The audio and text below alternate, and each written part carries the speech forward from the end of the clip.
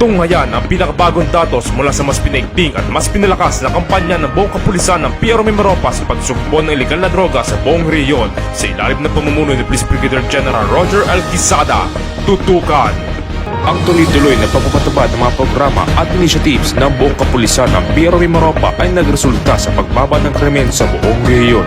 Base sa pinakahuling na talang datos, umabot sa tinatayang 75.2 na gramo ng shabu na nagkakalaga ng 510,103 pesos ang nakumpiska ng kapulisan. Bunga ito ng 5 magkakahiwalay na anti-illegal drugs operations na naisagawa sa bayan ng Oriental at Occidental Mindoro at ganun din sa Palawan. Dahil dito, ito'y nagresulta sa pagkaka-arrest ng 8 drug personalities.